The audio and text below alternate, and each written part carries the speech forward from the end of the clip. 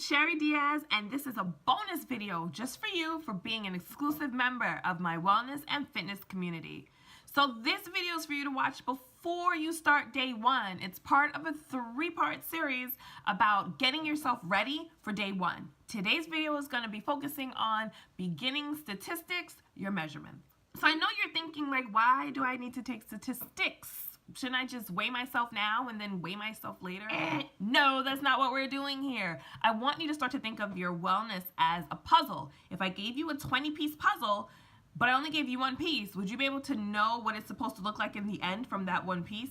No, you wouldn't be able to know what it's supposed to be. You might get misled and put it in the wrong spot. It's the same thing with your beginning statistics and the way you should look at your wellness. So we're gonna break it down into 3 pieces: measurements, photos, and your weight. And today's about measurements. Now, measurements can be a little daunting. It's hard to figure out, where do I put this measuring tape? Under my bust, over my bust, what do I do? I'm gonna give you 3 tips to make sure that your measurement taking is foolproof.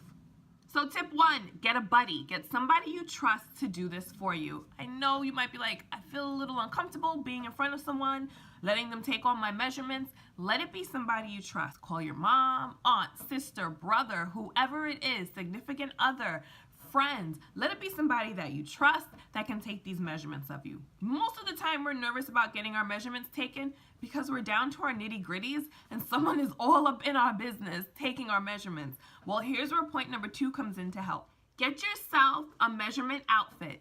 A measurement outfit is an outfit that you will wear every single time you take your measurements. If you go and you look on my Facebook page, you'll see in any of my before and afters when I do a Beachbody program, I'm pretty much in the same outfit. It's a black sports bra and a pair of black capris. It's not because this is the only outfit I have. It's because when I have that outfit on, I know exactly where I'm taking my measurements. And that's what a measurement outfit will do for you. It could be anything, but ideally it's something that's a bit form-fitting. Yeah, girl, show those curves. And it's gonna help guide you as to where you're going to put your measurement tape to take your measurements. So let's say your measurement outfit is a fitted short sleeve t-shirt and a pair of fitted running shorts. The measurement for your arm should be exactly where your short sleeve ends. So whenever you put on your shirt and your friend is helping you take your measurements, they know where this shirt ends on the sleeve is where I always take the arm measurement every single time. Same for your legs.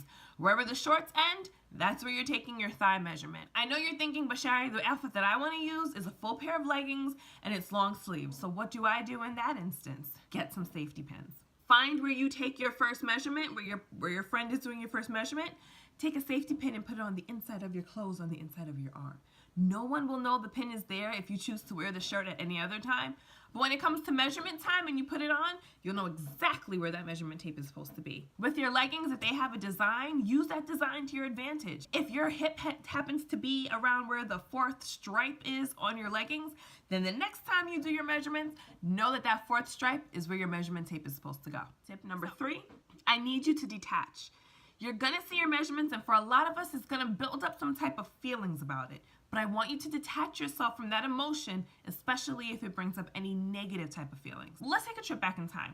Do you remember a time ever where you took a test and you thought you were gonna do pretty good on it and you got it back and you were like, 72? I was expecting maybe an 85, 90, but a 72? You were kind of like, man, this isn't what I expected.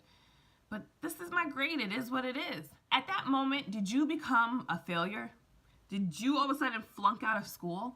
Did you get expelled? Did you become this horrible student, this menace to society? Did it affect your adulthood in any way? Like, did you wake up this morning still upset about the 72 you got in geometry from 8th grade?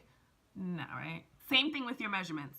It doesn't define who you are. It is just a way to keep track of your growth and your wellness. The numbers on there don't represent who you are as a person, how awesome you are to other people, the amount of love that's in your heart. It doesn't show what kind of a beautiful person you are. It's just nothing more than a measurement. And we're using it just as a guide to see how much you improve over the next 30 days, 90 days, 365 days, and you're only gonna know your puzzle is only gonna be more complete when you have your measurements in there with it. There are people who have the measurement numbers that perhaps you feel like, if I got here, I'd be happy.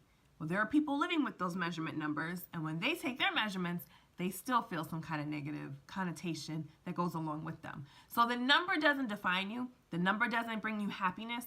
The number then should also not take away any happiness. See it for what it is, just a number, and move on. So those are my 3 tips to having flawless, foolproof measurements. So make sure you watch part 2 to this series where we talk about before and after photos.